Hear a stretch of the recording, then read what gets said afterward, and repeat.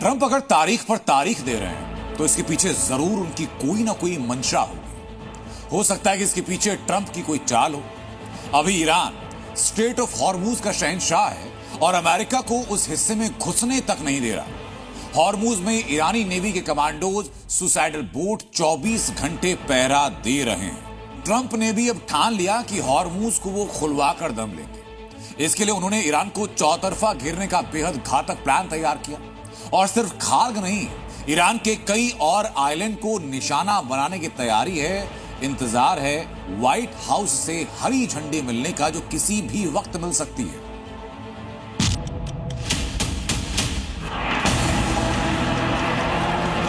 America, Israel और Iran के बीच चल रहे युद्ध का 28वां दिन है।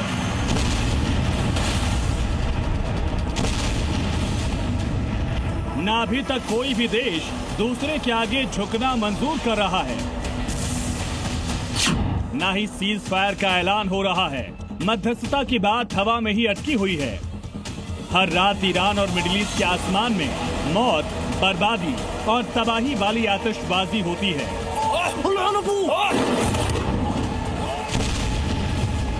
ईरान अपनी बारूदी सुरंगों से लगातार घातक मिसाइलें निकालकर मिडिल ईस्ट की जमीन को सुलगा रहा है। इस बीच ट्रंप ने लगातार तीसरी बार हमला टाल दिया है। तो क्या तारीख पर तारीख देकर ईरान के खिलाफ कोई बड़ी चाल चल रहे हैं? अभी तक ट्रंप की तरफ से केवल चेतावनियों और धमकियों का दौर चल रहा है। बहुत मुमकिन है कि वो इस तरह से ईरान को अपने जाल में फंसाकर बड़े हमले की साजिश रच रहे हैं।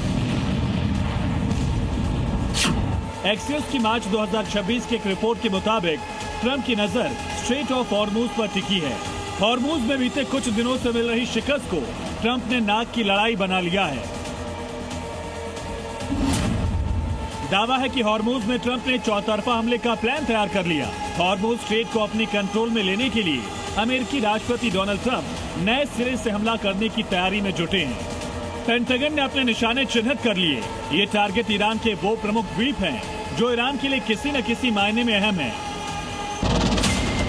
अगर ईरान से वार्ता विफल होती है तो दावा है कि पेंटागन एक्शन लेने में देर नहीं लगाएगा और फिर हॉर्मूज में जो होगा वो शायद कल्पना से परे होगा। ट्रंप कैसे ईरान को चौतरफा घेरने की तैयारी कर रहे हैं और पेंटागन के अंदर 4 विकल्पों पर तेजी से मंथन चल रहा है। Option number 1, straight of Hormuz में अपने जहाजों की आवाजाही को दोबारा शुरू कराने के लिए ट्रंप खार्ग द्वीप को निशाना बना सकते हैं। ऑप्शन नंबर 2, हॉर्मूज पर कंट्रोल हासिल करने के लिए दूसरा विकल्प लारक आइलैंड है। ऑप्शन 3, अबू मूसा और उसके आसपास मौजूद 2 और द्वीप हैं। और चौथे विकल्प में हॉर्मूज स्ट्रेट के पूर्वी हिस्से में जहाजों को रोककर या उन पर कब्जा करके ईरान के तेल निर्यात में रुकावट डालना शामिल है। यानी ईरान पर ऐसा हमला करना चाहते हैं ट्रंप जिससे वो चारों दिशाओं में घिर जाए। पूरब से भागे तो पश्चिम में फंस जाए और उत्तर से भागे तो दक्षिण में। चारों टारगेट पेंटागन ने बहुत सोच समझ कर चुने हैं।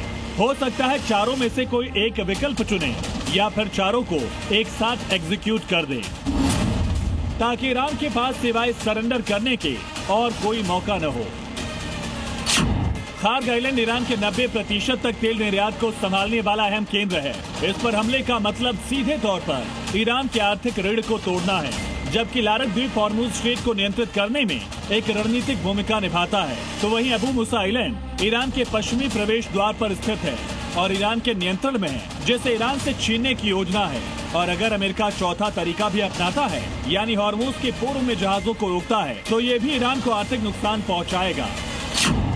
साफ है, ट्रंप के लिए हॉर्मूज वो ट्रॉफी बन गया जिसे वो किसी भी हाल में जीतने के लिए रिंग में उतरे हुए हैं, क्योंकि डोनाल्ड ट्रंप प्रशासन ईरान के तेल निर्यात को पूरी तरह ठप करना चाहता है और हॉर्मूज पर ईरान की पकड़ को तोड़ना चाहता है। इसके लिए आक्रामक सैन्य विकल्पों पर विचार किया जा रहा है।